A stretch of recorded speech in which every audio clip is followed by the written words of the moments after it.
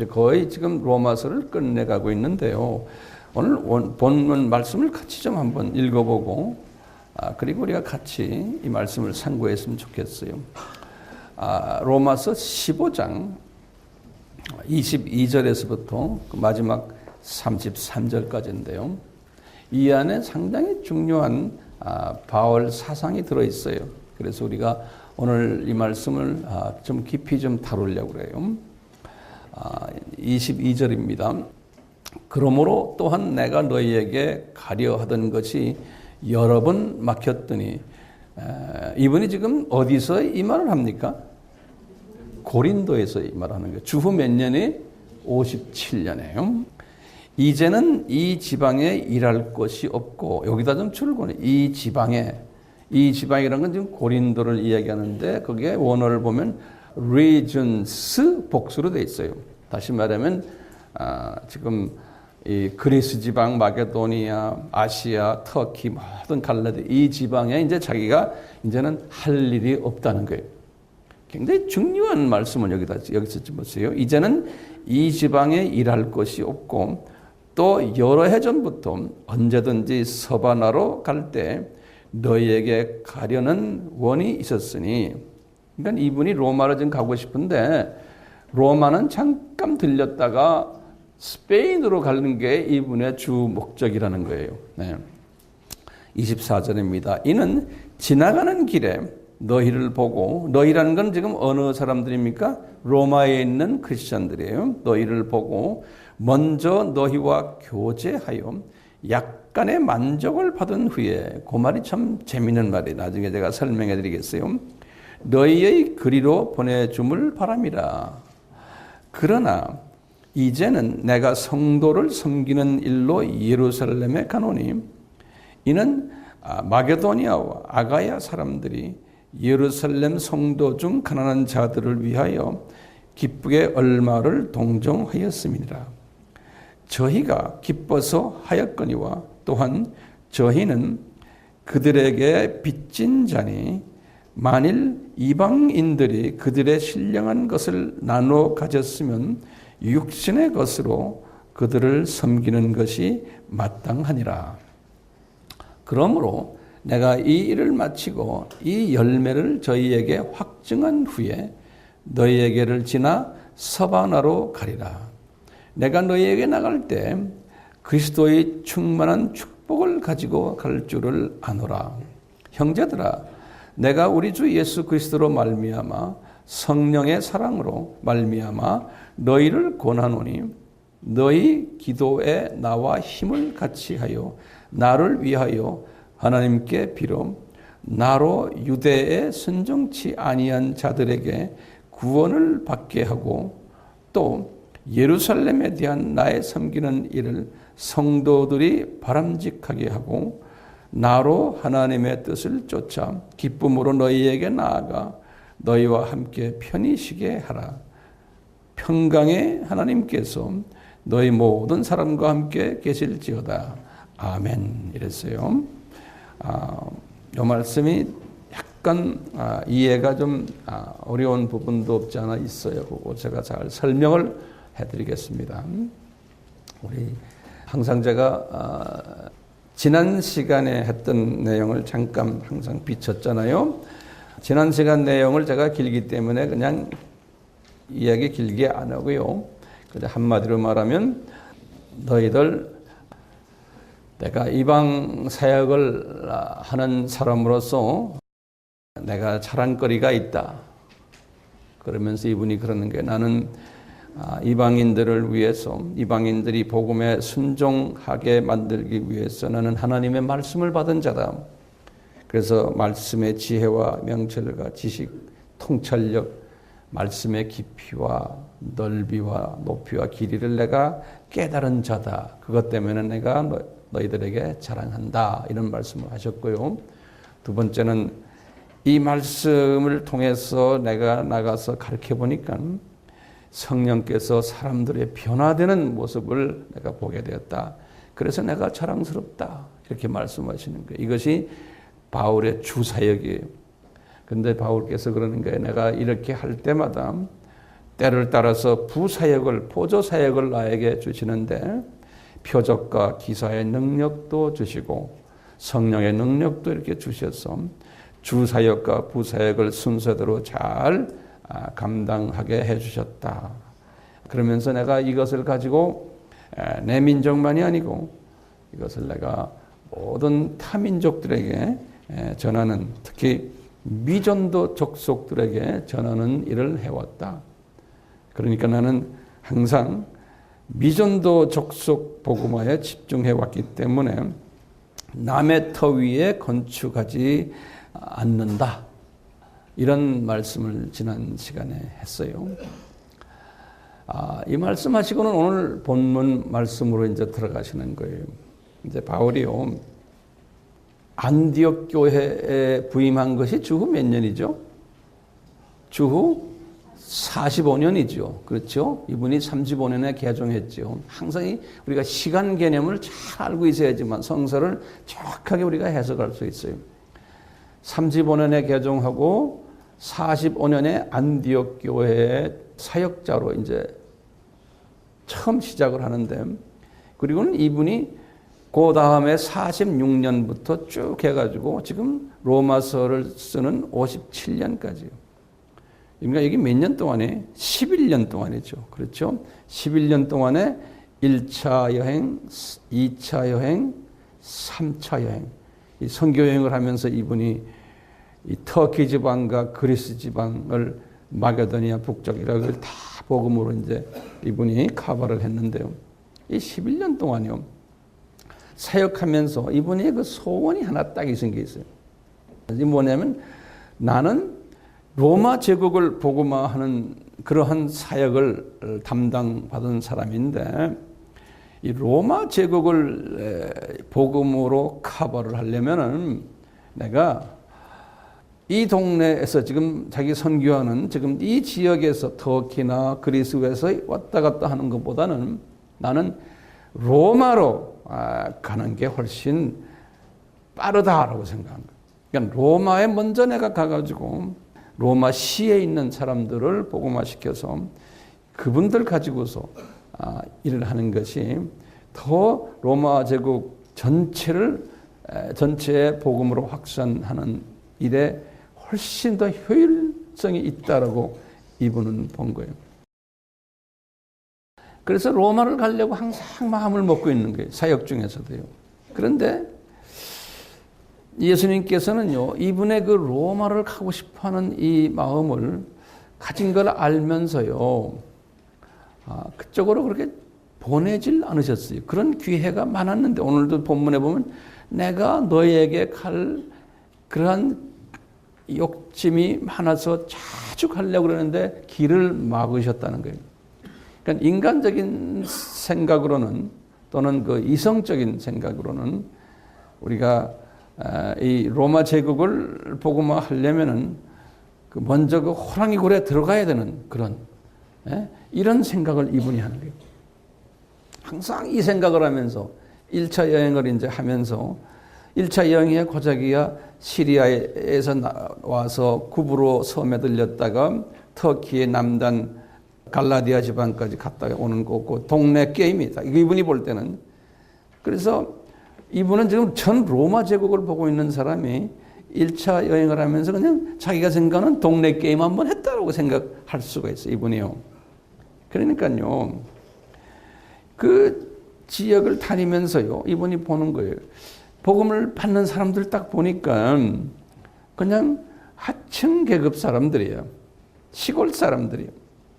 소외된 사람들이고 소위 변방 사람들이에요. 그러면서 이제 이분이 이런 생각을 해요. 이런 사람들을, 이 변방 사람들을 복음화시켜가지고 언제 이 전 로마 제국을 복음화시킬까라는 그러한 그 마음속에 보이지 않는 갈등을 가지고 있었던 것 같아요. 그러니까 이분은 때만 되면 나 로마 간다, 로마 간다. 내 성이 차지 않는다는 거예요. 지금 이 시골댁이더라고 해가지고는 안 된다. 지금 조금 좀 막말로 하면요, 이 외딴 지역에 사는 사람들, 이 사람들이 어떻게 전 로마를 저 스페인까지를 복음화시킬 수 있을까? 그러나 이분은 스페인까지 이렇게 보고 있기 때문에요. 이 큰 그림을 가진 사람이 볼 때는 이게 만족스럽지 않은 거예요. 왜냐하면 이분이요, 그 개종됐을 때 아나니아에게 예수님이 하신 말씀 이분도 알고 있잖아요. 사도행전 9장 15절에 아나니아의 예언은 항상 이분이 그걸 기억하고 있는 거예요. 이 사람은, 바울은 이방인과 임금들과 이스라엘 자손들 앞에 복음을 전하는 나의 택한 그리스도라. 다시 말하면 이 사람은 세계적인 로마 제국을 복음화하기 위해서 로마 제국 안에 있는 많은 조그마한 왕들이 많은데 그 왕들을 다 복음화시키는, 그러니까요, 이 왕족을 복음화시키고 그 많은 또 분번 왕들을 다 복음화시키는 사명을 가진 사람이라는 말을 이분이 들었거든요. 그러니까 자기 사명이 이렇구나. 로마 제국을 복음화를 시키려면 높은 왕들부터 점령해야 되겠구나라는 이 고정관념이 이분에게 딱 있는 거예요. 네. 그러니까 이분이 그러는 게, 적어도 이걸 하려면 어딜 가야 돼요? 로마로, 호랑이굴로 들어가야 된다고 믿는 거예요. 이분 생각에. 그러니까 거기 가면은 사회적인 저명 인사들도 많고 유대인들도 거기 있고 이방인들도 있는데 유대인들도 거기 가면 저명 인사들이 깔려 있는 거예요. 예. 그 다음에 로마인들도 그렇고, 그 다음에 고급 공무원들, 고급 군인들, 성공한 사업가들, 또 유대인 부자들, 로마인 부자들, 또 유대인 지식인들, 로마인 지식인들, 거기 다 거기에 모여 있는, 우리 같으면 미국의 뉴욕이라고 생각할 거예요. 예. 그러니까 저 사람들을 공략해야 되겠다고 생각한 거예요. 그러면 복음이 로마 제국으로 쉽게 갈 수 있겠구나. 그러니까 이분의 생각은 일반 사람들이 생각하는 거나 마찬가지예요. 아주 이성적으로 그게 맞는 생각이에요. 상식적으로도 그 맞는 생각이고, 일반 사람들도 그렇게 다 생각하고 그렇게 하고 있어요. 사업하는 사람들도요. 누구나 하는 생각이죠. 예, 아주 보편적인 생각이에요. 근데 예수님께서는 이분이 가지고 있는 이 보편적인 생각을 갖고 있는 걸 알고 계시지만 이분을 그쪽 동네로 안 보내시는 거예요. 갈 것 같은데 안 보내시는 거예요. 못 가게 환경을 만들어 놓는 거예요. 이분이 이런 갈등 속에서 자기 자신을 들여다보는 거예요. 내가 지금 이 비전을 가지고 있는데 왜 저 로마로 나를 가지 못하게 할까? 이 갈등 속에서요, 이분이 아마 이런 생각도 했을 거예요. 내가 지금 안디옥 교회 전도사인데 이게 내가 이거 가지고 내가 속이 이게 차지 않는 거예요. 1차 여행을 하면서 이제 선교사가 됐어요.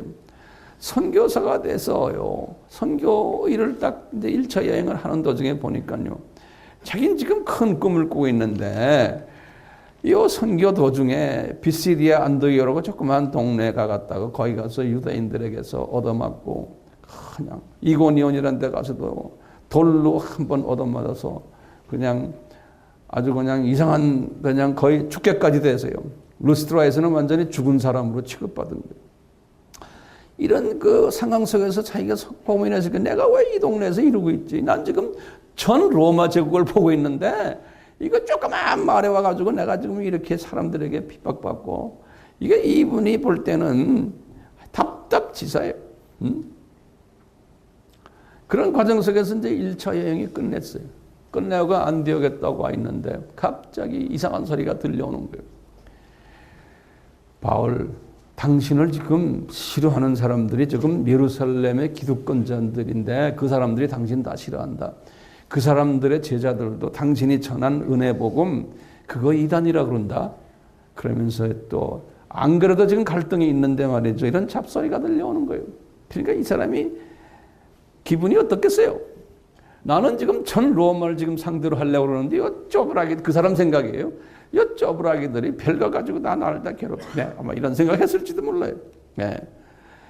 그래서 이 사람이 주변에서 그러지 말고 예루살렘에 내려가서 그 제자들, 예수님의 제자들과 가서 이 문제 해결해라.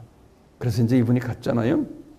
갔는데 이 제자들이 그래도 야고보와 베드로가 바울을 그래도 위로해주고 당신 전한 복음이 맞다. 그러면서 이제 예외 조항을 좀 줬지만 바울에게 힘을 실어줬어요. 힘을 실어준 이것이 얼마나 그분에게는 기분이 좋았겠어요. 그러니까 이분이 그 힘을 받으면서 이분 생각은 여러분들 당신들은 그냥 예루살렘에 있어. 나는 전 로마를 향해서 뛸 거야. 당신들이 나에게 그래도 편지 한 장 써주니 내가 이 편지 들고 이제는 내가 전 로마를 향해 뛸 거야. 이런 또 생각을 했을 거예요. 이런 생각을 가지고 딱 와가지고 갈라디아서를 딱 썼잖아요. 그 갈라디아서의 내용을 딱 보면 그 교만한 마음이 그 안에 들어있어요. 야고보, 베드로 그 사람들 고작해야 유대인 상대하는 사람들이야. 나는 전 로마 제국을 상대하는 사람. 이런 말로 갈라디아에다가 갈라디아서 2장에 나오잖아요. 그러면서 그러죠. 바나바, 베드로 저 사람들 내가 한바탕 해줬다. 이런 식으로 이분이 그 갖고 있는 보이지 않는 그걸 좋게 말하면 비전이고 조금 더 나쁘게 말하면 교만한 비전이라고 그럴까요? 교만기가 좀 있었어요. 그런데 이분이 이런 교만기가 있으니까요. 바나바를 알기를 우습게 하는 거기까지 간 거예요. 바나바와 같이 2차 여행 가자고 그럴 때 마가 문제 때문에 둘이 싸움했잖아요. 그러니까 제가 이렇게 보면요. 이 바울 이 사람이 조금 교만해도 한참 교만한 거예요. 어떻게 바나바한테 덤벼들어요? 예? 바나바는 어떤 사람이요? 마음씨가 착한 사람이죠. 항상 남을 격려해 주는 사람이죠.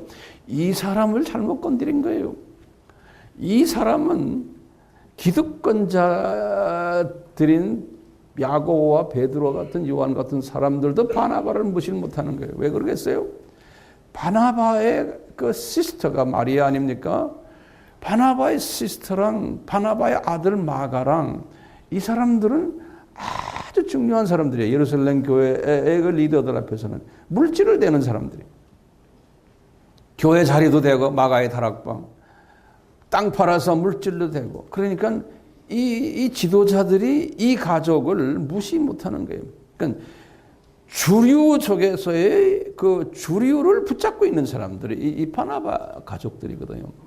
근데요, 이 바울 선생이 잘못 꼬리를 잡았어? 예? 이 호랑이 꼬리를 잡은 거나 뭐, 그래갖고 호랑이 꼬리를 자른 거나 마찬가지. 이 바나바를 건드려 놓은 거예요.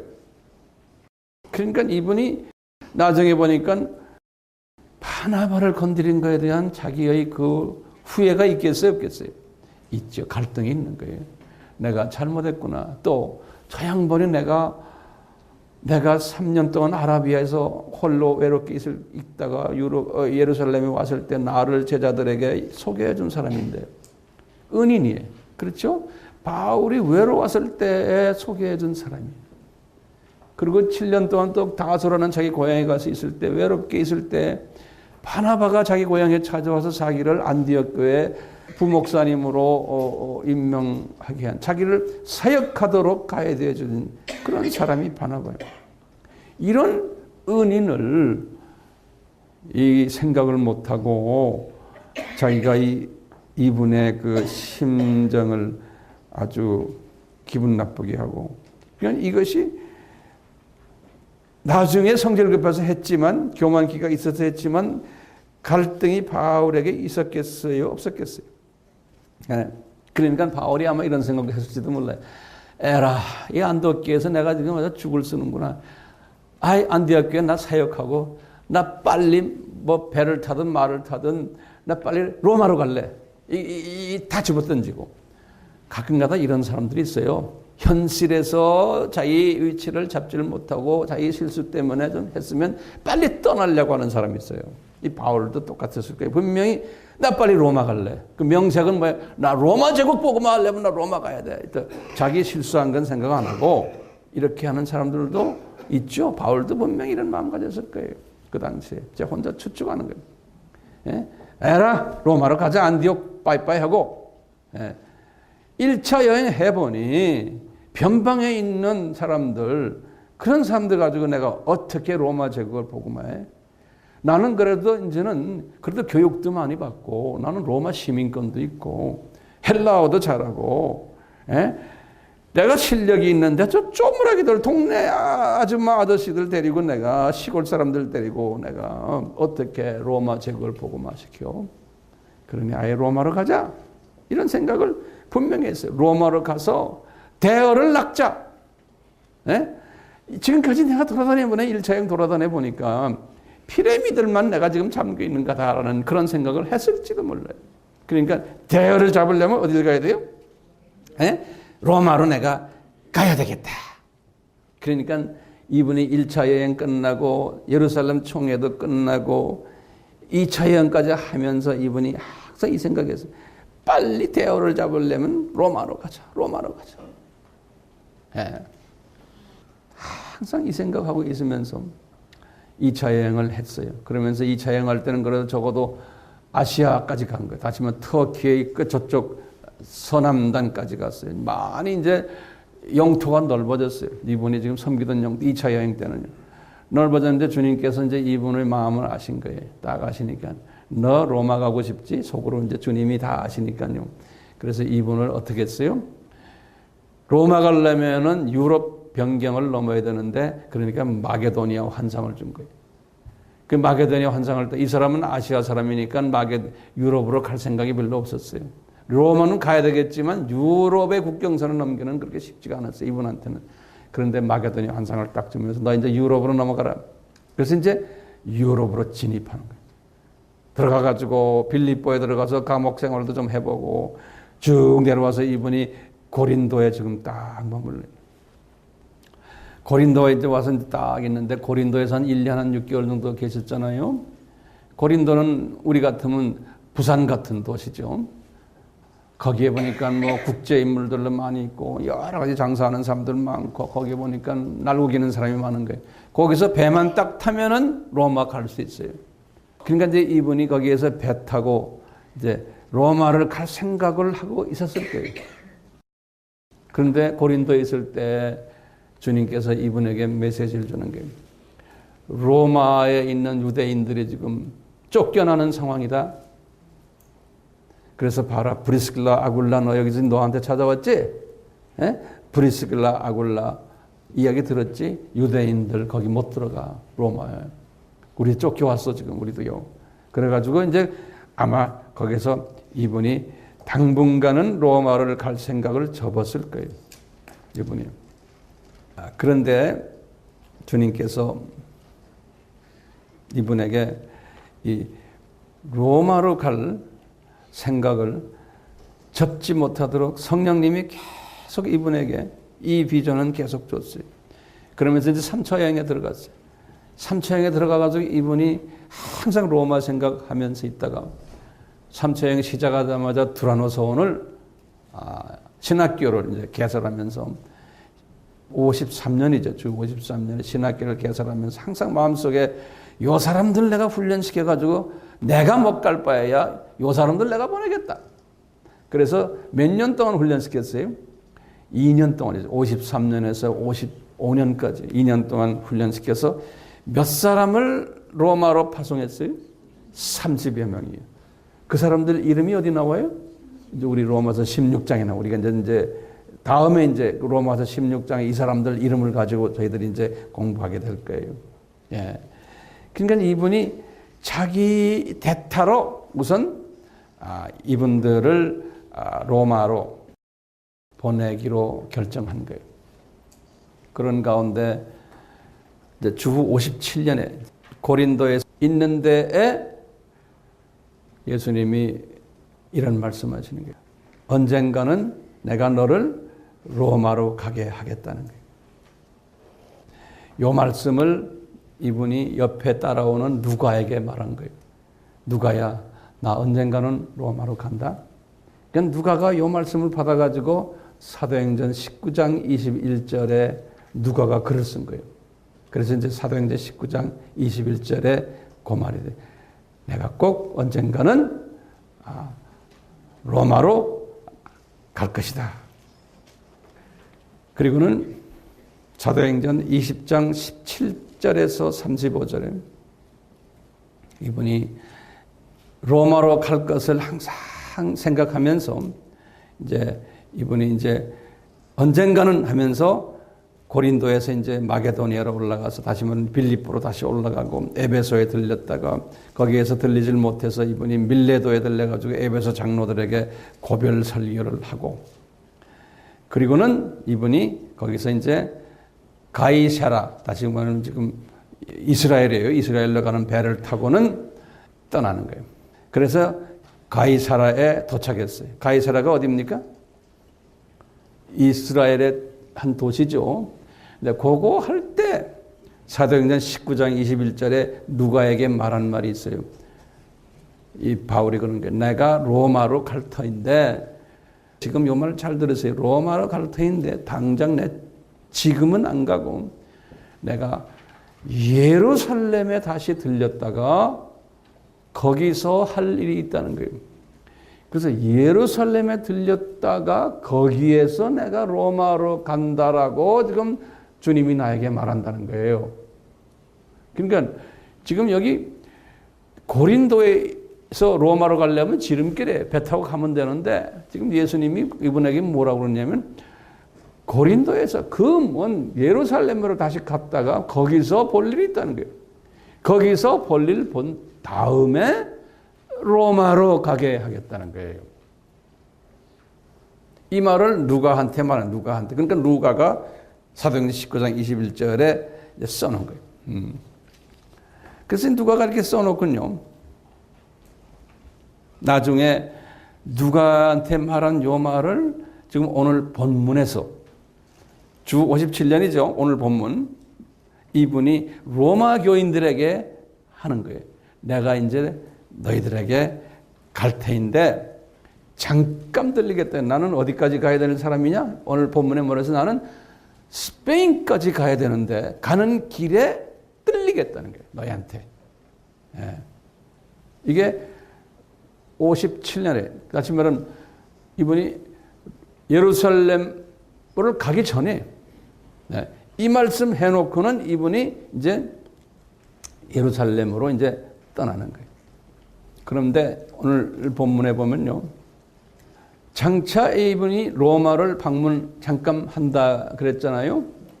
그런데 이 로마 방문하는 목적이 뭐예요? 오늘 본문에 보면 15장 24절에 이런 말 써놨어요. 이거 잘 보세요. 오늘 먼저 너희들과 로마 크리스찬들과 그 다음에 거기에 또 누구 있습니까? 자기가 파송한 제자 선교사들이 있죠. 한 30여 명. 그게 이제 너희들이라고 다 이야기하면 되겠어요. 너희들과 교제하여 약간의 만족을 받기 위해 내가 로마에 들린다는 거예요, 이분이. 예, 요 말이 무슨 말이냐면요. 교제한다. 그래서 뭐냐면요. 이 원어를 들여다보면요. I have first enjoyed your company for a while. 그러니까 당신들과 그냥 인격적인 교제를 할 그런 기회가 많지 않았는데 내가 거기 가가지고 여러분들과 내가 교제를 하고 싶다는 그동안에 없었는데 인격적 교제도 하고 싶고 그 다음에 깊은 사역적 교제도 좀 하고 싶다는 거예요. 앞으로 우리가 어떻게 사역을 같이 할까? 또 깊은 비전도 나누고 싶다는 거예요. 거기 가가지고 너희들과. 이 깊은 로마 제국 복음화에 대한 비전을 서로 나누고 싶어서 우리 공감대를 만들고 싶다는 거예요.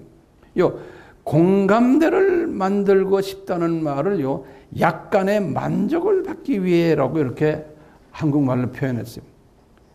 거기 보면 약간이라는 말은 멜로스라는 그건 부분적으로 약간이라는 그 헬라 말을 쓰는데요. 엠피플렘이라는 말을 써요. 이 엠피플렘이라는 말은 만족을 받는다 그런 뜻이에요. 다시 말해 내가 어디가 비어 있어요. 근데 배불리 하고 싶다는 의미도 있고요. 다시 말하면 이분이 지금 로마에 있는 기독교인들 그다음에 자기 제자들을 이렇게 보면까요. 자기가 이제 앞으로 로마 제국을 복음화하기 위해서 스페인까지 가야 되고 하는 일에 이 사람들 생각하니까 마음에 차지가 않는 거예요. 왜냐하면 저 사람들은 지금 크리스찬은 크리스찬이지만 자기에게 주신 이 로마 제국 복음화에 대한 이 큰 그림을 소화를 못하는 사람들이라는 거예요. 그리고 자기에게 만족하게 파트너가 될 수 있는 사람들이 아니라는 거예요. 예, 그러니까 내가 너희들 만나고 싶은 건 뭐냐? 만나가지고 인격 대 인격적으로 내 비전을 좀 깊이 심어주고 싶다는 거예요. 그래서 너희들이 내가 어떤 사람이고 내가 무슨 꿈을 가지고 있고 예수님이 나에게 무슨 말씀하셨는지를 한번 좀 나누고 싶다는 거예요. 그래서 너희들 나의 좋은 로마 제국 복음화의 파트너가 되기를 나는 원한다는 거예요. 근데 지금까지는 내 마음이 흡족하지 못하다는 거예요. 예, 왜? 너희들 그냥 교회 다니는 사람들이지 주님을 위해서 같이 죽자 하면 죽을 사람들 아무도 없다는 거예요. 지금 거기 마을이 볼 때는 나의 진정한 파트너들이 아니라는 거예요. 그러니까 내가 가가지고 너희들과 이 비전을 같이 나누는 공감대 형성을 하기를 원한다는 거예요. 그 공감대가 형성된 후에 이분이 24절에 보면 그랬어요. 이들이 바울 자기를 서반으로 파송해 주기를 원한다는 게 다시 말하면요.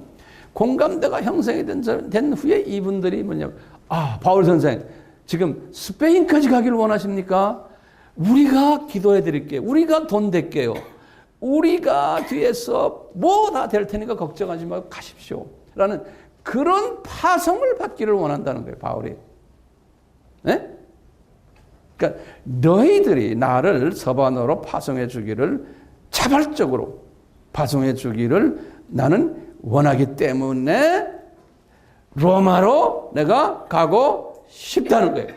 그러니까 거기는 내가 거기 가서 영주권 가지고 내가 거기 가서 사는 게 아니고 잠깐 이 일 때문에 가고 싶다는 거예요. 그리고 나는 또 여러분들을 떠나야 돼. 그러니까 니네들이 나를 파송해라. 니네 기도와 니네 돈 들여서. 예. 이런 말씀이 거기 있는 거예요. 바울이 지금 이런 생각을 하면서요. 이분은 지금 로마로 지금 가야 됩니까? 지금? 아니죠. 이 사람 지금 어딜 가야 돼요?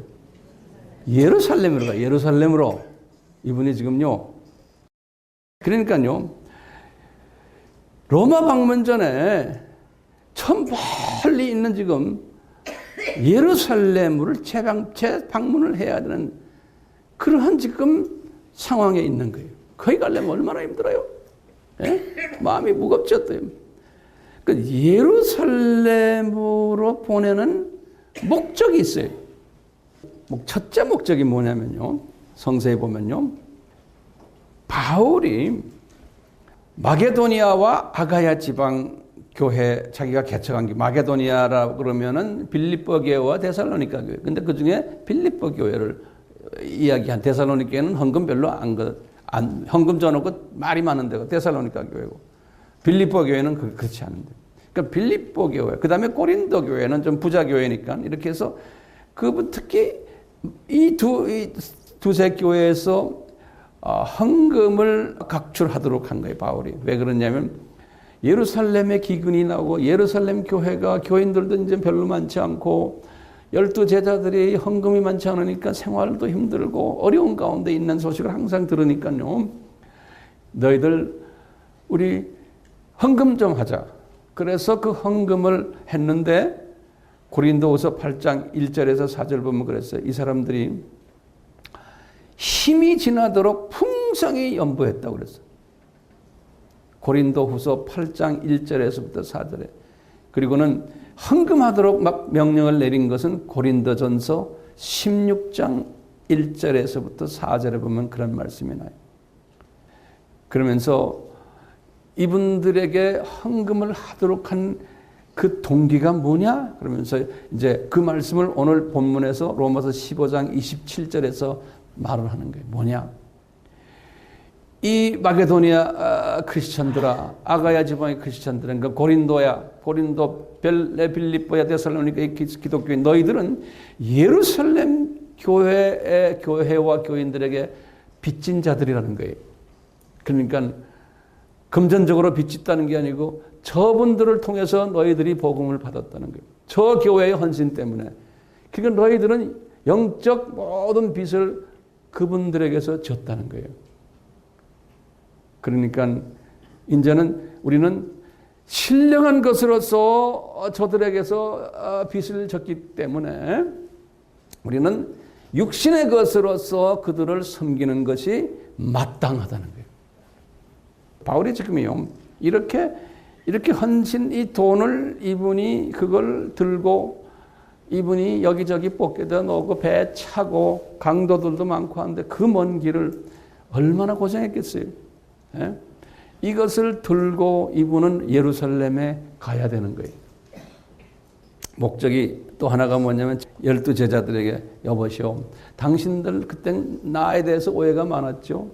그렇지만 나는 이렇게 선교지 다니면서 여기 다니면서 당신들 자랑해주고 당신들이 얼마나 훌륭하고 당신들이 이 신령한 것을 나눠주는 일들을 당신들 이 교회에서부터 시작했지 않습니까?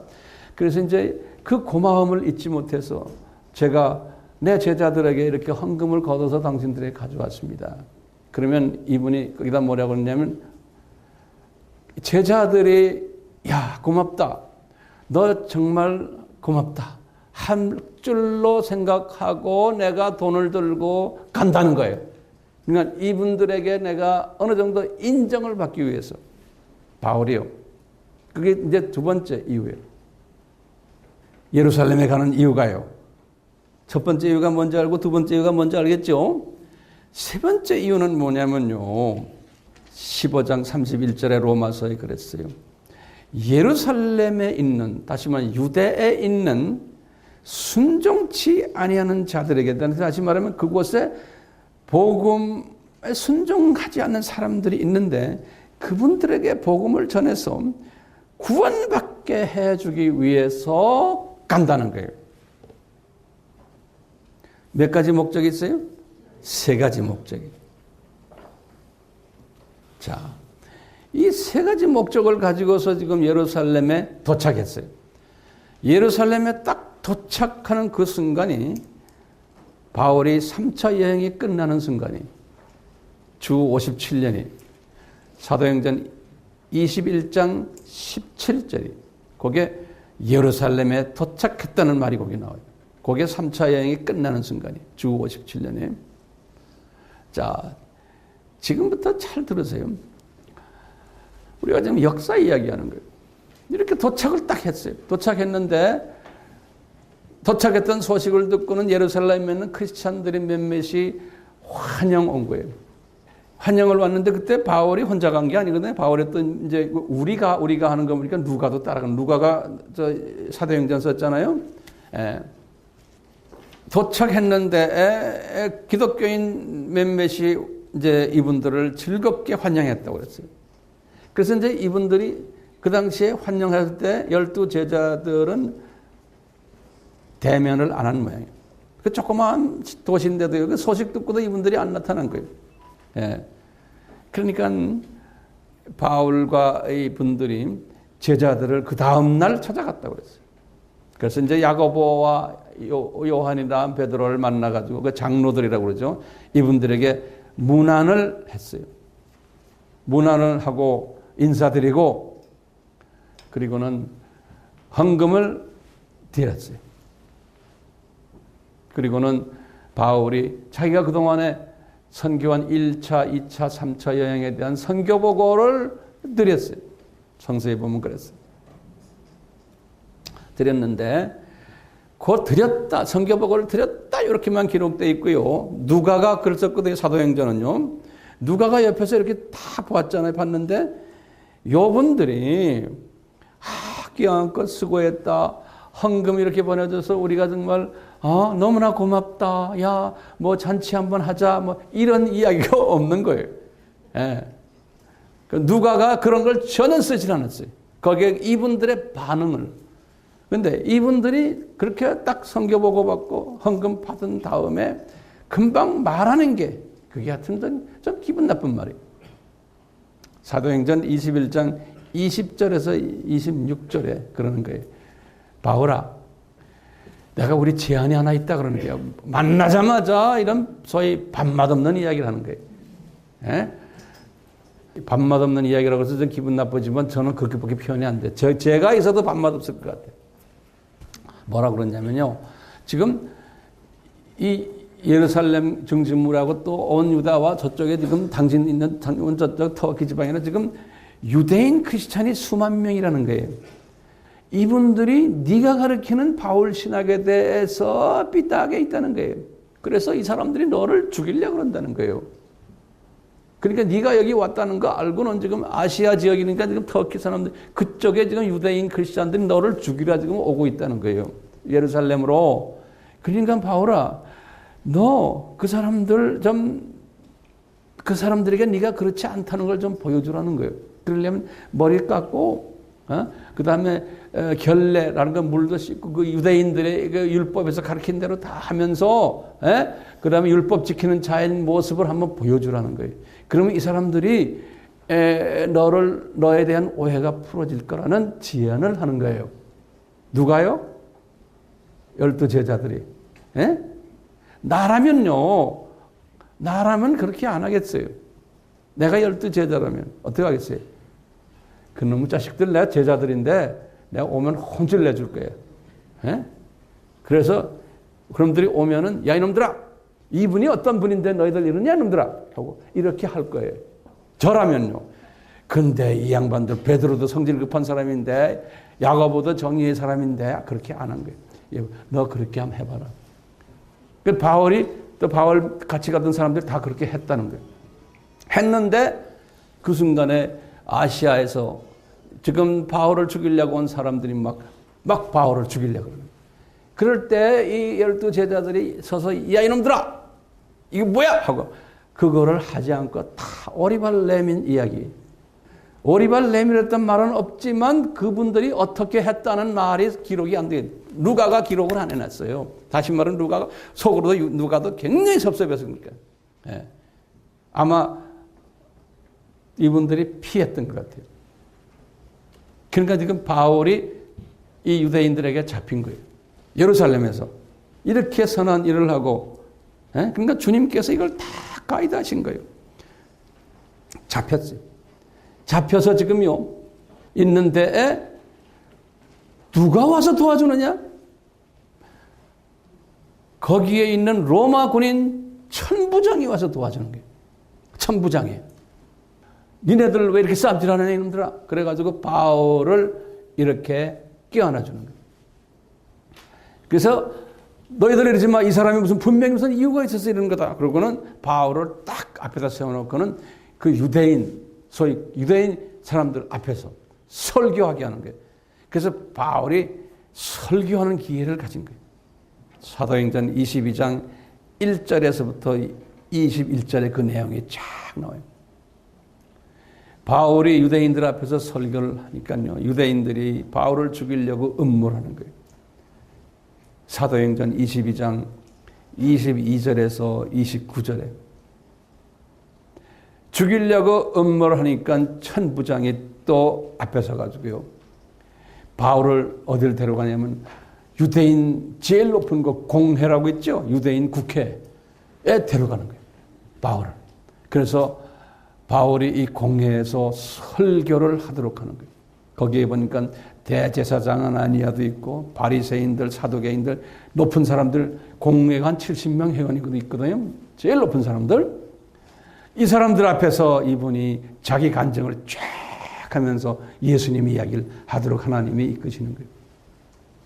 사도행전 22장 30절에서 23장 10절까지 긴 스토리가 거기 나와요. 그러니까 이분들이 이 안에서 바울이 예수님이 부활하셨다는 사실을 이야기하니까 이 안에서 부활? 그러면서 이 사두개인들하고 이 바리새인들과 이 부활 문제 때문에 싸움질하는 거예요. 우리는 부활 믿어, 우리는 부활 안 믿어 하고서 싸움질하다가 나중에 바울이 그 틈사구에 껴갖고 잘못하면 그 싸움판에서 바울이 그냥 완전히 그냥 믹스가 될 뻔했어요. 그러니까요, 천부장이 때요. 바울을 끌어다가 거기에서 뽑아주는 거예요.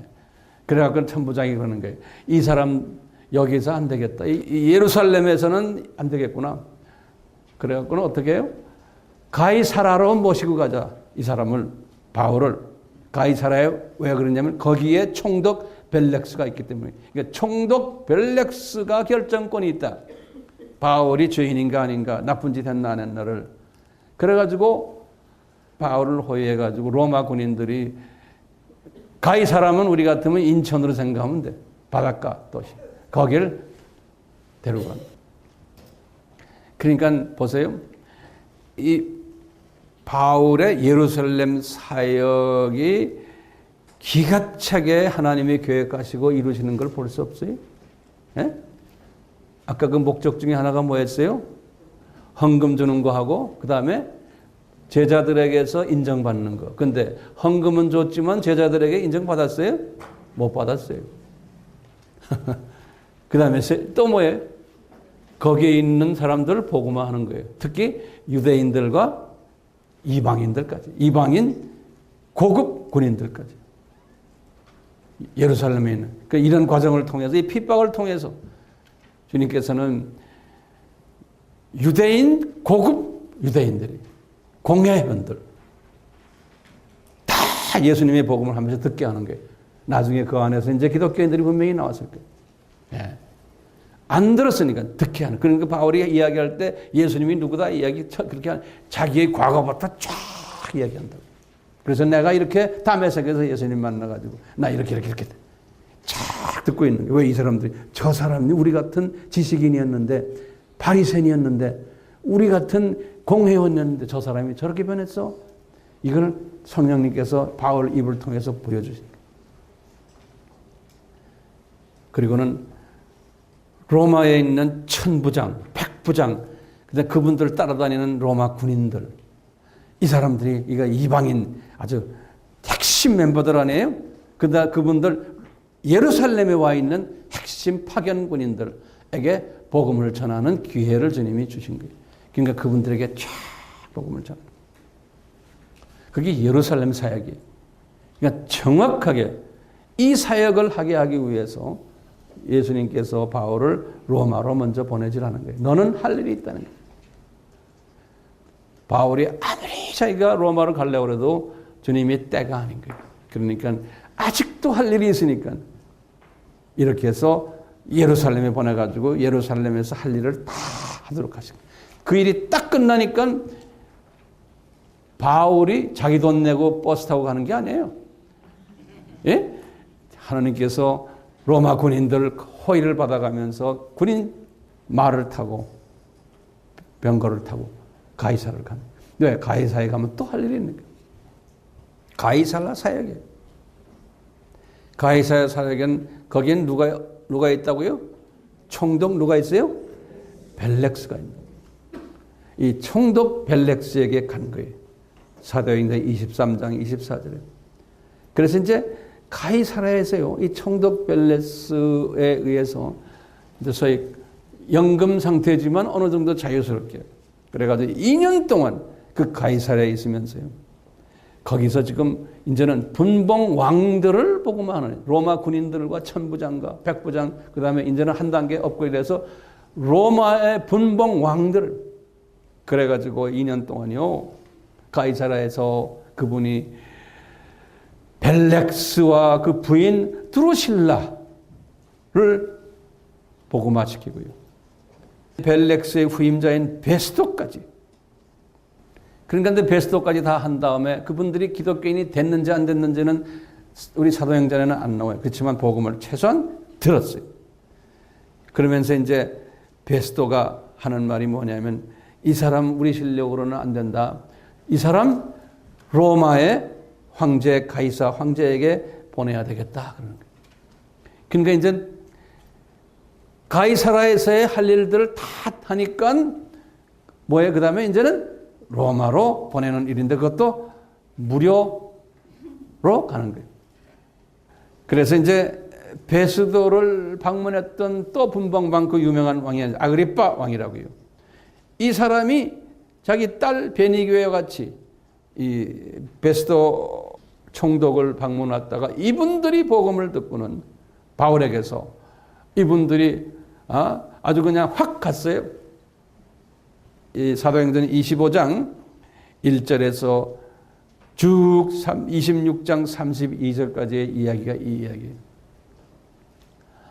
이렇게 해서 이분은요, 지금 요 사역을요, 예루살렘 사역과 또 무슨 사역이 끝났어요?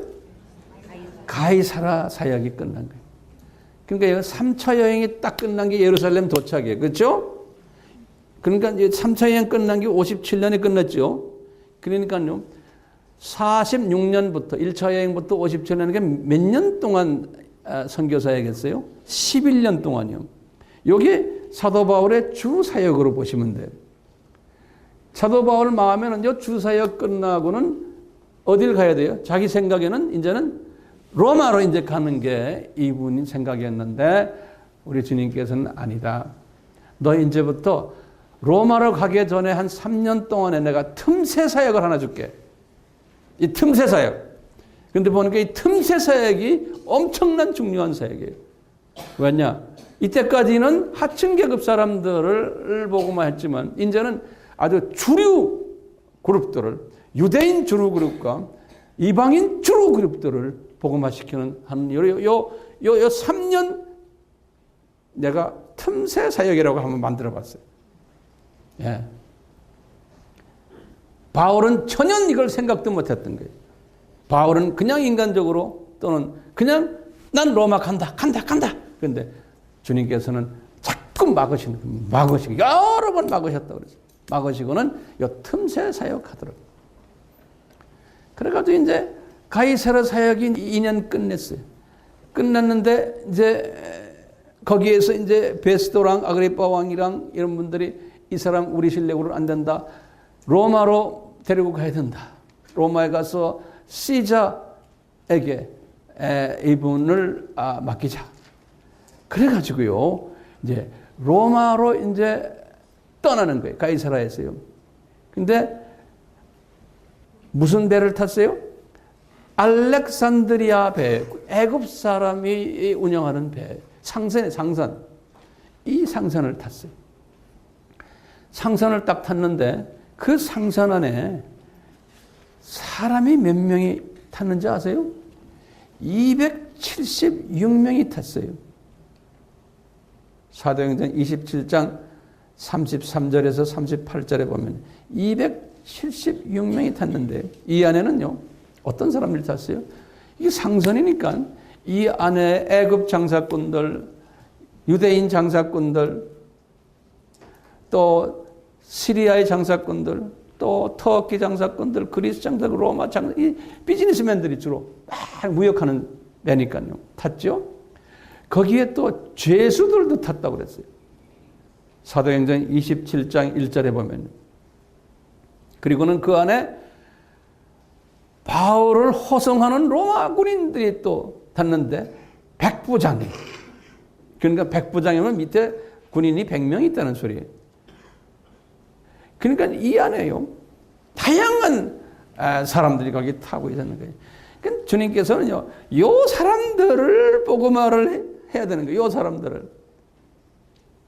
그래서 고배를 타도록 다 준비해 놓으시고, 복음을 하려면 배후에서 배선상에서 뭐 점심 먹어가면서 커피 먹으면 이게 됩니까? 안 돼요. 복음하려면 어떻게 해야 돼요? 혼쭐을 한번 내야 돼요. 배가. 그래서 어떤 혼쭐이 나요? 거기에 지금 뭐라고 해요? 유라굴로라는 광풍을 대작해 했다. 그래서. 네. 그 광풍이 대작해 했다. 재밌는 말이죠. 한국말로요. 네. 그래가지고 바울이 이분들을 놓고 설교하는 장면이 나와요. 이분들이 이제는 이제 큰일 났다. 우리 다 죽겠었다. 그럴 때 사도행전 27장 23절에서 26절에 보면 바울이 설교를 하는데 뭐냐면 천사가 하나님의 사자가 나한테 말하는 걸 내가 너희들에게 전하겠다. 그런 게. 네. 그러면서 뭐라고 그러냐. 천사가 뭐라고 그러냐면 나한테 내가 가이사 황제예요. 로마 황제 앞에 꼭 서야 한단다. 그렇게 지금 천사가 나한테 말한다는 거예요.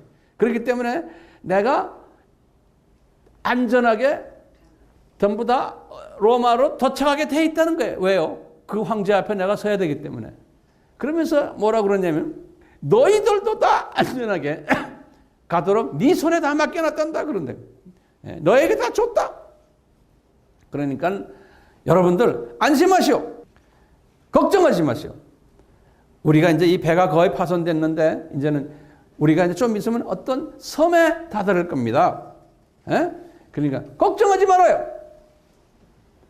그리고는 배가 모든 게 잔잔해지면서 이러니까 바울이 복음을 전하고는 이분들이 그 안에서 다 예수님을 영접한 모양이에요. 뭐였냐면 보니까 성만찬을 띄었다는 거예요.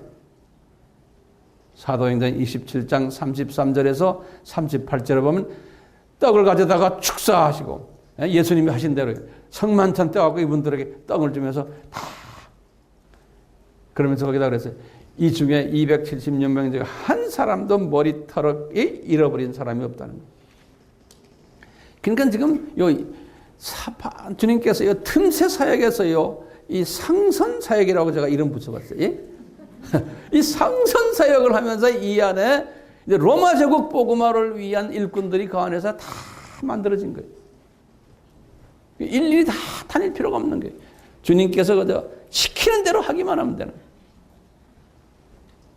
그래가지고 어느 섬에 도착할 거다고 하나님의 사자가 천사가 이야기했으니까 그 섬에 딱 도착한 거예요. 멜리데 섬이라고 그러죠. 예, 말타 섬이라고. 이 멜리데 섬에 지금 도착해가지고 지금 주님께서는 이 멜리데 섬에 이 섬을 복음화하기 위한 또 계획이 계셨던 거예요. 그래서 토인들이 영접을 하는 거예요.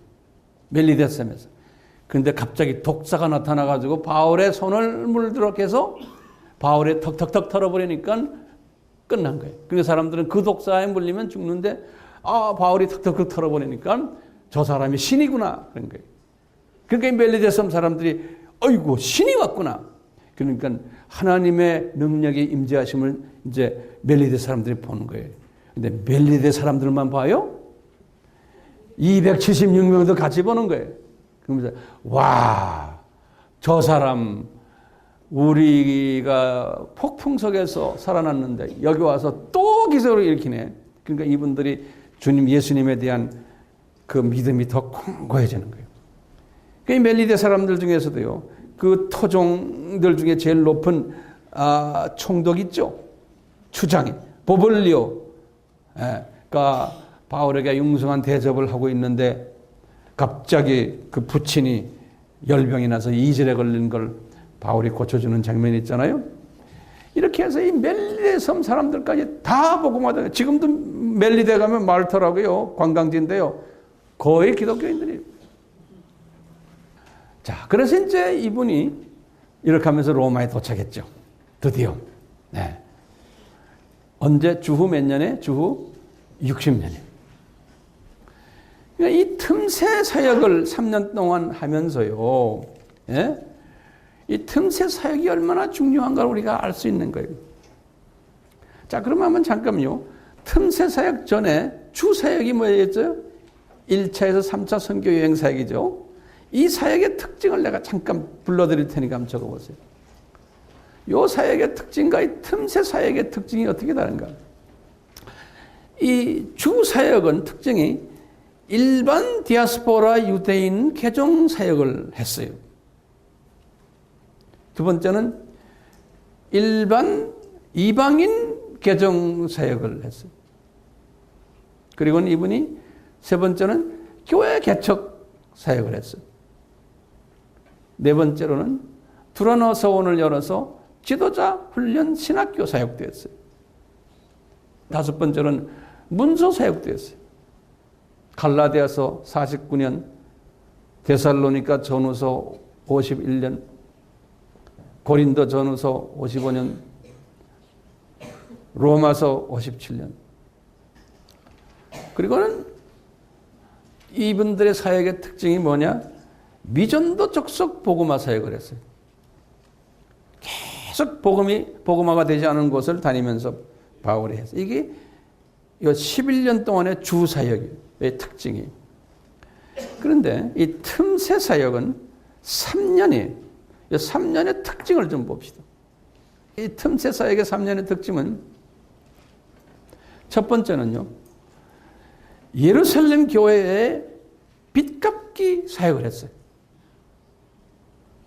두 번째는 예루살렘에 있는 유대인들, 일반 유대인들 복음화하는 사역과 공회원들 복음화하는 사역을 했어요. 요 특별한 요 기간 동안에. 그 다음에 세 번째는 로마 군인들, 지금 이스라엘에 파송된 로마 군인들, 백부장, 천부장 또는 일반 군인들. 그 다음에는 로마 제국의 분봉 왕들. 그리고는 3년 동안에 이 상선 사역을 했고, 멜리데 섬 복음화 사역을 했고. 그러니까 이 짧은 기간이지만요, 주 사역의 복음과는 아주 중요한 한 단계 업그레이드 된 사역을 했어요. 이분들이 이제 우리는 모르지만 이제 1세기, 2세기, 3세기 이분들과 이분들의 후손들이 카타콤 교회의 지하교회죠. 이 핍박받는 교회의 선조들이 됐을 거고, 이분들이 로마 제국 복음화에 죽은 한 알의 씨들이 되었음이 틀림이 없고요. 또 이분들과 이분들의 후손들을 통해서 바벨론 종교가 무너지고 기독교가 공인되는 일을 한 아주 특별한 그룹들이라고 저는 보고 있어요. 그러면 우리가 이제 질문이죠. 바울이 지금 오늘 본문에서 그랬어요. 내가 로마로 가려고 했는데 예수님이 빈번히 막으셨다는 거예요. 여러 번 막으셨다는 거예요. 그럼 왜 막으셨는가? 그러면 대답은 여러분들이 지금 다 갖고 계세요. 왜 막으셨는가? 이분은 주사역도 끝내야 되고, 그렇죠? 그 다음에 무슨 사역이요? 틈새 사역도 끝내야 되는 주님의 큰 그림 속에서 했기 때문에 중간에 로마로 간다는 바울의 꿈은 그건 하나님의 뜻이 아닌 거예요. 그러니까 이분이 자꾸 막으신 거예요. 못 간다. 자, 이제 이분이요, 오늘 본문에서 이런 말을 했어요. 로마를 이제 방문할 하나님의 때가 되었다는 사인이 바울에게 어떻게 왔냐면요, 오늘 본문에 이제 15장 23절에 이랬어요. 이 지방에는 일할 곳이 없다는 거예요. 다시 말하면 지금 주 사역을 끝내놓고 지금 로마서를 지금 쓰면서요, 그러는 거예요. 이 지방에는 그러니까 자기가 1차, 2차, 3차 여행을 다 하면서 여기저기다 복음을 이제 던져놨는데, 이제는 내 할 일은 끝났다라고 보는 거예요. 이 말을 하면서 저는 이런 생각이에요. 바울은요, 사역 중독자 아니에요? 네? 워커홀릭이에요. 워커홀릭이라고 그래요. 네. 사역 중독자인데 자기 이제 사역이 끝났다는 건 이분에게 어울리는 말이 아니죠. 네? 그러니까 자기는 이제는 자기가 볼 때는 지금 이 자기가 드나들는 이 모든 지역에, 웬만한 지역에 교회가 이제 개척됐고 크리스찬들도 어느 정도 서 있고 다 어느 정도 돼 있다는 거예요. 돼 있으니까 내 할 일은 끝났다는 거예요. 저도 이제 이 선교 사역을 하면서 항상 이런 생각, 어느 나라는 이제는 끝났구나. 어느 나라는 끝났구나. 이제 제가 이런 말씀들을 항상 제가 묵상하기 때문에요. 이제 어느 나라로 가야겠구나. 이런 게 있어요. 이제 바울이 자기가 안 해도 이제 자기가 지금 주사역을 한 거기에는 아직도 베드로의 제자들도 있고 야고보의 제자들도 있고 또 딴 분들이 또 교회 개척한 것도 있고 똑같아요. 우리도 마찬가지예요. 우리 아미가 안 해도 또 딴 분들이 많이 해놓은 게 있기 때문에 우리가 그 터 위에다 다시 지을 필요가 없는 거예요. 꼭 우리가 필요한 데만 우리가 가주면 되는 거예요. 네. 경쟁할 필요도 없고요. 그러면 우리가 미전도 족속이라는 이런 말 들었죠? 한번 좀 적어보세요. 이 미전도 족속 또는 미전도 지역. 이게 무슨 말이에요? 요새 이제 이 미전도 족속이나 미전도 지역을 어떻게 정의를 내리냐면요. 우리 선교 전문가들이 첫째요. 크리스찬이 전혀 없는 곳이에요. 또는 족속이에요. 두 번째는요.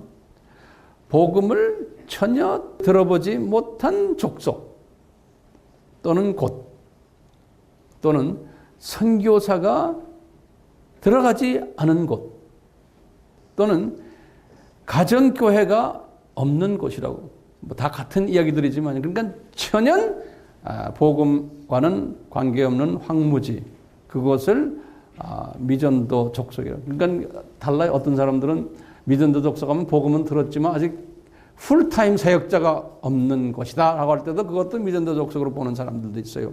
또는 교회 하나라도 아직 건축이 안 돼 있다라고 볼 때도 미전도 족속으로 보는 데가 있어요. 그건 어떻게 해석하나에 따라 다른데요. 자, 그럼 제가 한번 열어볼게요. 바울에게는 지금 이 당시에 바울에게는 어디가 미전도 지역이고 미전도 족속들이 살고 있었다고 봐요? 네? 스페인을 보는 거예요. 이분은 지금 이제는 로마까지 여기 로마 주변까지는 이태리까지는 이제 어느 정도 복음이 들어갔다. 그럼 바울의 생각은 이제는 나는 스페인까지 가야 된다. 이제 제가 거의 이제 마무리인데 이 마무리가 중요해요. 저는 항상 이때까지 설명한 거 이 마무리를 위해서 지금 설명하는데 우선요. 바울이 언제 스페인으로 갔는가? 이거 우리도 질문이. 바울이 스페인으로 간다 그랬는데 스페인으로 언제 갔는가? 지금 요거 스페인으로 간다고 하는 것이 언제예요? 주 57년이에요. 그리고 3년 동안 틈새 개혁을 하고 그리고는 이제 2년 동안 뭐 해요? 1차 로마에서 가택 연금 당했죠. 예, 60년에서 62년. 이 가택 연금을 에서 나와가지고 이분이 성서에 보면 여러 성경 구절을 추리해 보면 이분이 나와서 63년부터 2차 감옥에 들어가는 67년까지 그리고 68년에 순교당했거든요. 요 63년부터 67년까지 요 기간을 제4차 선교 여행이라 그래요. 4차 선교 여행. 요것이 성서에 여기저기에 이렇게 보면은 그것이 우리가 감지가 돼요. 이분이 4차 선교 여행 한 것을. 그래서 그것을 제가요, 예전에 내가 사도행전을 할 때 내가 드렸는데 다시 한번 보세요. 자, 그럼 하나하나 순서대로 보세요. 첫 번째, 이분이 로마 가택연금에서 나와가지고 어디를 갔냐면요. 우리가요, 빌립보로 갔다. 이렇게 보는 거예요. 빌립보. 그리고 빌립보에 갔다가 에베소에 들렸다가 골로새까지 갔다라고 보는 거예요. 여기 이제 첫 번째 우리 추측이에요. 근데 거기 성경 구조를 제가 드릴게요. 이거 재방문한 거예요. 이 도시들을 빌립보서 1장 25절에서 26절에 이런 것을 우리에게 힌트로 줘요. 그 다음에 빌립보서 2장 17절에서 18절 또 24절 그 다음에요 빌레몬서 22장 이 빌레몬서는 한 장밖에 없기 때문에 빌레몬서 22절이에요. 여기에 보면 이렇게 우리가 추측이 돼요. 그 다음에 두 번째로는요 거기에서 이분이 그게 이제 주전 63년에서 64년에 이렇게 그렇게 갔다라고 우리가 보는 거예요. 그런데 64년부터 66년 요때 이분이 스페인으로 간 걸로 우리가 추측을 하는 거예요. 근데 이건 오늘 본문에 로마서 15장 24절에서 이제 28절 스페인으로 간 거예요. 왜냐하면 그 다음 이야기를 보면 세 번째로 66년에 이분이요 에베소로 간 것이 또 기억이 있어요. 에베소에 가가지고 디모데와 같이 에베소 교인들이 가르치는 이야기가 디모데전서 1장 3절에 있어요.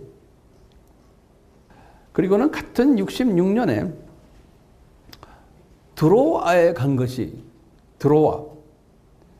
왜냐면요, 이분이요, 드로아의 가보의 집에다가요, 책과 겉옷을 두고 간 걸 우리가 짐작을 하는 거예요. 왜 그런지 아세요? 그것을 갖고 오라 그랬죠. 성경 어디에 나와요? 디모데 후서 어디에 나와요? 그거 가져오라고. 거기 후서 11절을 보시면, 지금 디모데 후서는 주후 언제 쓰는 거예요? 67년에 쓴 거예요. 누가만 나와 함께 있느니라. 내가 올 때, 내가 누굽니까? 디모데. 디모데야, 내가 올 때 마가를 데리고 오라. 저가 나의 유익한 거라. 그 다음에 이제 두기고는 에베소로 보내놓으라. 그리고 내가 올 때 13절입니다. 내가 드로아 가보의 집에 둔 겉옷을 가지고 오고 또 책은 특별히 가죽종이에 쓴 것을 여기는 이분이 드로아의 가보의 집에 들르셨구나 이렇게 보는 거예요. 언제 들렸나? 우리가 볼 때 주후 66년에 드로아까지, 에베소와 드로아는 가깝거든, 바로 옆이거든요. 들렸구나 이렇게 우리가 알 수가 있는 거예요. 그리고는 66년에 거기에서 드로아에서 또 에베소를 가셔가지고 빌립보까지 가신 것이 또 디모데전서 1장 3절에 보면 기록되어 있어요. 그리고는 똑같이 66년에 밀레도까지 가신 거예요. 왜냐하면 디모데 후서 4장 20절에 보면요, 드로비머를, 그 사람이 병이 들었기 때문에 밀레도에 두고서 왔다 이런 말이 있어요. 그래서 여기가 또 들렸구나. 디모데 후서 4장 20절에서 우리에게 주시는 거예요.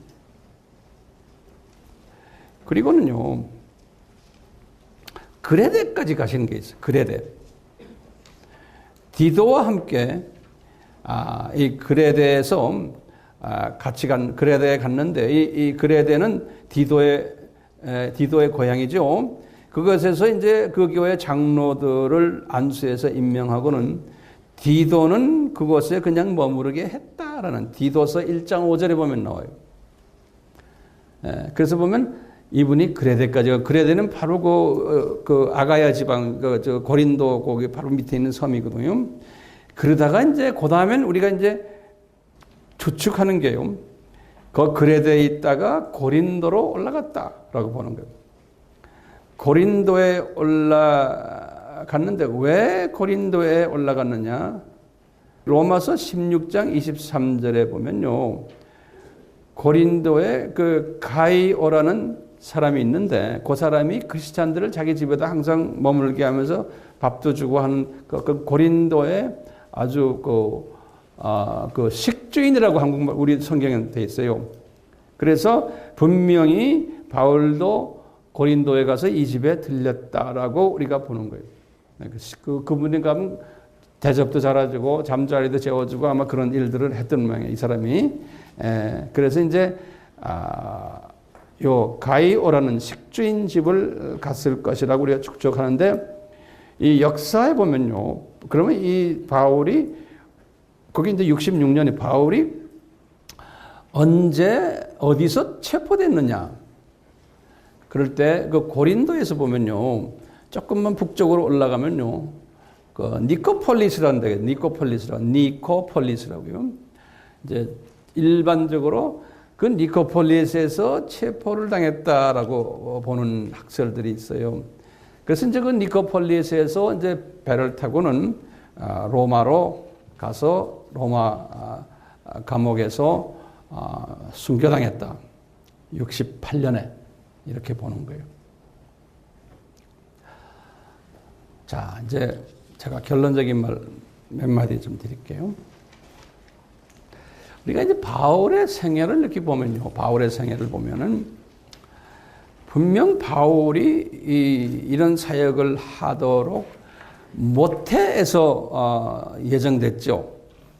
그래서 갈라디아서 1장 15절에 모태에서 예정됐어요. 근데 이 모태에서 예정된 이 바울을 하나님이 30년 동안은 예수님을 모르는 사람으로 만드시고, 그리고는 나머지 33년을 예수님의 사역을 하게 했어요. 그럼 이 33년 동안 예수님의 사역을 하면서 이분이 항상 로마로 가고 싶은 이야기를 여러 번 자꾸 하는 거예요. 그런데 주님이 그분을 로마로 보내질 않았어요. 이분의 꿈은 큰데 로마로 보내지 않고 하면서 그 꿈을 이루는 과정 속에서 많은 훈련을 시켰어요. 그 과정이 굉장히 중요한 거예요. 주님께서는 그 과정 속에서 주님의 뜻을 이루세요. 그러니까 이 과정의 주체자가 예수님이세요. 이 주관자가 예수님이시고, 우리도 지금 마찬가지예요. 이 과정 속에 살고 있어요. 주님이 나나 여러분들을 어떤 인물로 어떤 사역을 하고 이 세상에서 이제 데려갈 것을 다 계획하셨는데, 바울처럼요. 우리는 지금 그 과정 속에서 지금 가고 있잖아요. 근데 이 과정이요. 어떤 때는 폭풍우도 오고, 어떤 때는 찬찬한 시냇가도 있고, 푸른 초장도 있고, 좌절도 있고, 이 과정이 있어요. 그러니까 우리는 어려울 때는 이 과정 빨리 지났으면 하지만 그 과정을 우리가 꼭 겪어야 되잖아요. 이 과정 속에 있다는 걸 깨달을 때는 내가 이 폭풍과 와도 평강과 기쁨과 감사와 소망이 있어요. 그래서 이 말씀이 생각나는 게 잠언 16장 9절에 사람이 이 과정 속에서 자기 길을 계획할지라도 그 걸음을 인도하시는 자는 누구예요? 예수님입니다. 예레미야서 10장 23절에 인생의 길이 자기에 있지 않냐고 걸음을 지도함이 걷는 자에게 있지 않다는 거예요. 이사야서 55장 8절에서 9절에 내 생각이 너희 생각과 다르고 내 길이 너희 길과 다르고 하늘이 땅보다 높음 같이 내 길은 너희 길보다 높으며 내 생각은 너희 생각보다 높다는 거예요. 바울도 인생의 후반에 가서 이것을 깨달은 거예요. 그러니까 아하, 내가 이 과정 속에 살았구나. 그분이 이제 빌립보서를 쓰시면서 이제 로마 감옥에서 빌립보서 3장 14절에 그러는 거예요. 내가 이 과정 속에서 지금도 표대를 향해서 예수님 안에서 부르신 부름상을 위하여서 쫓아간다. 이분이 순교 직전에 디모데후서 4장 7절에서 8절에 그랬어요. 이는 내 과정이 이제 끝내가는구나. 내가 선한 싸움을 싸우고 나의 달려갈 길을 마치고 믿음을 지켰다는 거예요. 그러니까 주님께서 우리에게 이것을 가르쳐 주세요. 우리가 지금 과정 속에 있고 주님이 우리를 향한 뜻이 있어서 그 뜻을 위해서 지금 우리를 사용하시는데, 솔로몬도 이것을 깨닫고는 사람은 항상 때가 있구나. 그러니까 바울이 로마를 가려고 아무리 애써도 하나님의 계획한 때가 아니기 때문에 거쳐야 되는 과정들이 있기 때문에 그 과정을 거치기 위해서 그분을 로마로 안 보낸 것처럼 우리는 때가 있어요. 항상 그러니까 주님의 때를 기다리는 사람이 그 겸손한 사람이에요. 솔로몬도 이분이 이것을 깨달은 거예요. 사람은 심을 때가 있구나. 뽑을 때도 있구나. 죽을 때가 있구나.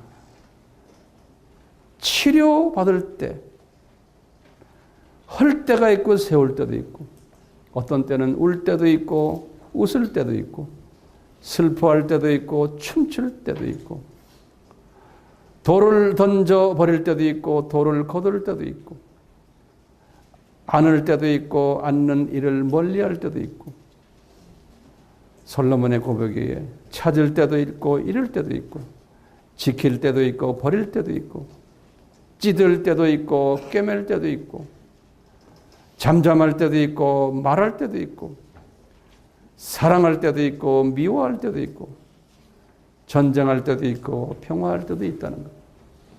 그러니까 우리가 이 바울의 생애를 쫙 보시면서 오늘 본문 말씀 속에서도 바울이 로마를 가려고 그렇게 여러 번 해도 주님이 네 때가 아니다. 이분이 그것을 과정 속에서 이제 이것을 깨달으면서 이분이 그것을 수용한 거예요. 그래서 이제 보니까 이분이 이제 거의 이제 주님 나라에 가기 직전에 내가 주님의 때 안에서 그 과정을 통과를 하는 존재구나. 이 과정 속에 있는 사람은 어떤 때는 좌절도 있고 미움도 있고 남을 헐뜯을 때도 있지만 이것이 다가 아닌구나. 내가 이것을 통해서 또 배우고 또 내가 성장하고 그러면서 또 자라나야지. 또 자라나야지. 그러니까 모든 사람들이 이 과정 속에 있다는 걸 우리가 알 때는 내가 그분을 있는 그대로 안아줄 수 있어요, 없어요? 안아줄 수 있는 거예요. 우리가 안아주지 못하는 건 저 사람이 저기에서 끝나는 줄 알아. 그러니까 이 착각하는 거예요. 그러니까 내가 안아주지 못하고 용서 못하고 나 비판하고 그러는 거예요. 교만해지고. 그러니까 우리는 주님이 우리를 부르신 그 뜻이 계신데 그 뜻 안에서 주님이 때를 따라서 과정을 따라서 우리를 계속 이끌어 가시는구나. 이것을 이번 이 말씀을 통해서 바울의 삶을 통해서 기억하시고 우리는 이 바울을 통해서 주신 이 메시지를 우리는 만방에 이웃에 전해야 되죠. 그러니까 이런 것을 여러분들이 자꾸 외치시고 전하시고 또 삶에 적용하시고 이런 사명을 가진 분들이 혼자 노트 정리하고 혼자만 가지고 있지 마시고 그러니까 혼자만 깨고 있지 마시고 자꾸 가끔 말하는 거예요. 그리고 사람들 관계 속에서 하루하루 내가 변하는 거예요. 이 큰 그릇이 돼. 시각을 크게 하면 내가 모든 것을 크게 볼 수 있어요. 이렇게 되기를 주님의 이름으로 간절히 축원합니다. 아멘. 예수님, 저희들 이런 사람 되도록 은혜 베풀어 주시옵소서. 바울에게 주셨던 그 시각을 우리에게도 주시고 바울을 통해서 그 바울의 삶의 과정 속에서 주님이 묘하게 멋있게 쓰셨던 것처럼 우리도 이 은혜를 받기를 간절히 소원합니다. 주님 앞으로 주님의 재림 전에 우리가 해야 할 일이 너무나 많습니다. 바울보다 더 많습니다. 주님 또 우리에게 이 세상 돌아가는 이 모든 것을 보면서 주님이 내가 문 앞에 있다라고 우리에게 신호를 주시는 것처럼 이 신호를 받고 저희들이 지혜롭게 어떻게 우리의 삶을 살아야 될지도 가르쳐 주시고 우리의 삶 과정 속에서 저희들이 어떻게 주님을 섬겨야 될지도 세미한 음성으로 가르쳐 주시옵소서. 예수님의 이름으로 기도드리옵나이다. 아멘. 지금 이 시간은 예수 그리스도의 무한하신 은혜와 하나님 아버지의 극진하신 사랑하심과 성령님의 끊임없이 가르쳐 주심과 생각나게 하심과 깨닫게 하심과 순종케 하심이 우리에게 항상 있기를 축원하옵나이다. 아멘.